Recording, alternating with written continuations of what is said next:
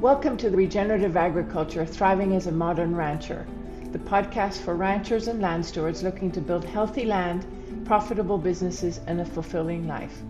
Join us as we explore regenerative practices and holistic management to help you thrive in today's ranching world. We're told that if we just follow regenerative agriculture principles, focus on soil health, graze right, plant cover crops, everything will work out. Well, what if that's not true? What if your clarity, your healing, your wholeness are the key piece missing from your land plan? Welcome back to Regenerative Agriculture, Thriving as a Modern Rancher. Today's episode might hit a little differently because we're not talking about grazing plans or pasture health. We're talking about your health, your wholeness, your inner alignment. Because here's the truth. You can't grow thriving roots in fractured soil. And you can't build a thriving operation from a fractured sense of self. Let's talk about what's actually happening. You're checking off all the boxes. Focusing on soil health, check. Rotating the livestock, check. Monitoring, sort of. Making a profit, working on it. Feeling exhausted, reactive, chaotic, and sure anyway, also check. If you're drawn to regenerative agriculture, it's because you care about more than just production. You want to heal the land, nourish your community, and grow real food that matters. But here's the truth most people skip. You can't regenerate the land if you're disconnected from yourself. You can't build health and wholeness around you while carrying mindsets and habits shaped by urgency, control, or disconnection. The very patterns that created the problems you're trying to solve. Your hard work isn't the issue. The lack of inner clarity is. This is the part we leave open. Self-neglect. You want peace, profit, time with your family, a thriving landscape, but your days are packed with unfinished projects. You're chasing problems instead of planning with purpose. You're treating yourself just like another tool in the tool shed, something to be used and not tended to. That kind of reactive, hustle-driven management won't get you where you want to go. It's like trying to repair a broken fence while standing in quicksand. No matter how hard you work, you're still stinking. Until you shift how you approach the work, starting with yourself, you're going to keep spinning your wheels. Without integrating your whole self, emotionally, spiritually, physically, you won't move forward. Here's the real reason. You've separated yourself from the system. You've internalized that your value is in your output, not your alignment. We've internalized the belief that personal needs are separate from land needs, that emotions are distractions, that stewardship means self-sacrifice. But the holistic management framework includes the people piece. Most folks just gloss over it. We teach holistic management as a framework, but rarely live it as a way of being. Your body, emotions, and intuition are part of that communication. Imagine trying to fix a broken wheel by adjusting the spokes while the hub is shattered. You're the hub, the center. If you're fractured, no amount of spoke adjustment, no grazing plan, no soil amendment is going to make the wheel turn smoothly. Another example. You've seen ranchers who had all the tools, all the education, but couldn't move forward. Why? Because deep down they didn't believe they were capable, or they were carrying grief, or shame, or simply had no clarity around their true vision. I've seen people with the best grazing plans fail. I've seen people with chaotic startups thrive because they were deeply aligned with themselves and their land. As a steward, we're part of the ecosystem, not an outsider controlling it. The most effective land stewards I've worked with weren't just managing landscapes. They were managing themselves with honesty, alignment, and deep listening. The answer to all this? True holistic management means bringing your whole self to the land, not just your skills, but your story, your healing, your gifts, your timing. Stewardship is sacred. Your relationship with the land is a mirror. When you're whole, your land can be too. I know you've heard this in other episodes, and I've said it several times in this episode, but through the school of hard knocks, I have understood and I have incorporated this knowledge that as a land steward, we are in relationship with nature. And because we are in relationship with nature and we're listening to nature, we're getting responses that will eventually, depending on how stubborn you are and how prideful you are, will eventually show you that you must change.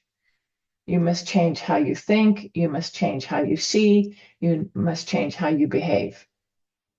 When I first started my land stewardship journey, I felt I can control everything. I felt that I had this vision, and if I implemented all these steps and did all the right things, then I was going to achieve that dream. That dream was going to become real.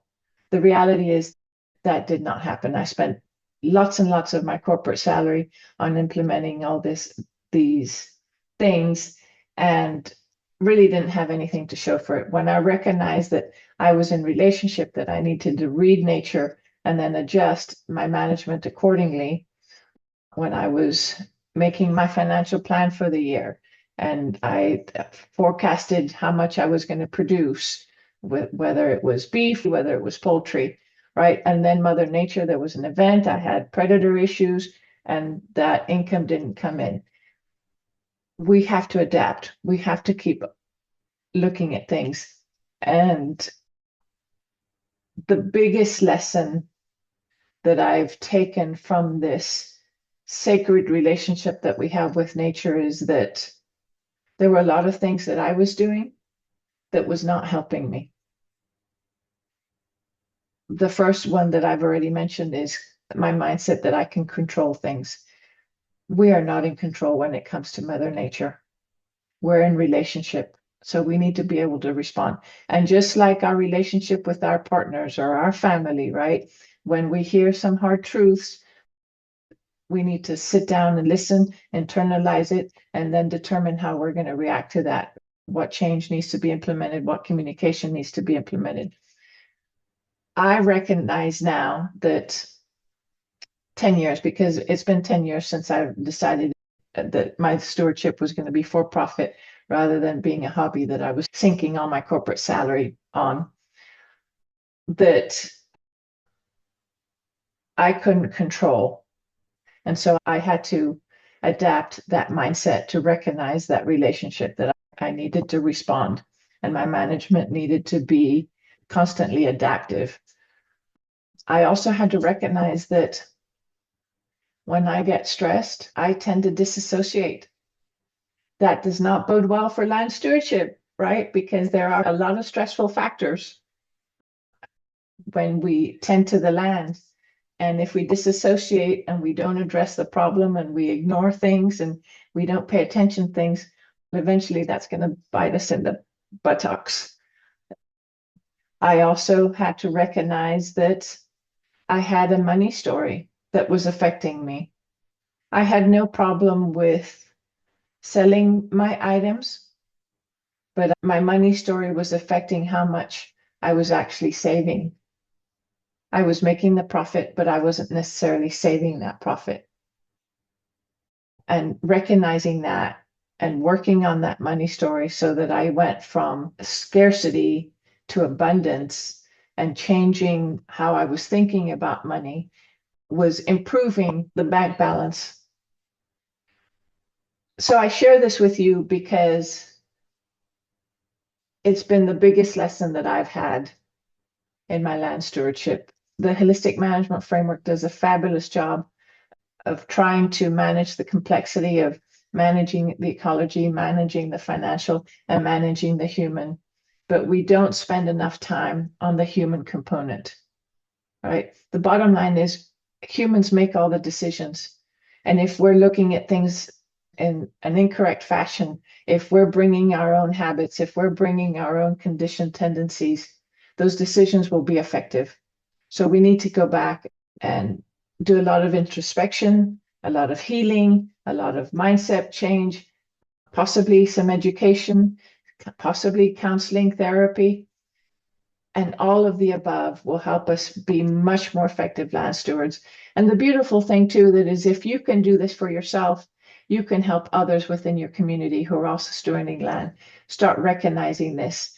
And a lot of that frustration, a lot of that stress, a lot of the despair that I see within my clients are much easier to address when we recognize what the root cause is. And many times that root cause is our own self. So here's some starting points for you to consider. Review your holistic goal or context. Does it reflect your truth? Does it reflect your values? Have you stated what your dream for your land stewardship is? Practice self-monitoring, just like you do your land monitoring, just like you do your livestock monitoring. How are you feeling? What is causing you stress? What are you avoiding? Ask yourself, where am I out of sync with nature's rhythm? Right? Are we trying to force things to suit our schedule, or are we working with nature? What stress is that causing? Seek guidance or community that supports your growth, not just your management. It's okay to ask for help. It's okay to see somebody about your grief. It's okay to talk to somebody about your stress. You don't need another spreadsheet. You need inner stillness. You need honesty. You need connection with yourself. Stewardship is sacred. Your relationship with the land is a mirror. When you're whole, your land can be too. I want to remind you, you can't heal the land while ignoring yourself. The land doesn't just need your plans, it needs your presence. If this resonated, reach out. Send me a message on Instagram at The Thriving Land Steward, tag me on your social, or share your story with me. And if you want support in integrating you into your land plan, my mentorship program is here for that too. Until next time, be kind to your land and be kind to yourself. Thanks for listening to Regenerative Agriculture, Thriving as a Modern Rancher. If you enjoyed today's episode, please subscribe, share with fellow ranchers, and leave a review. Together we can regenerate our lands, our profits, and our lives. Until next time, keep thriving.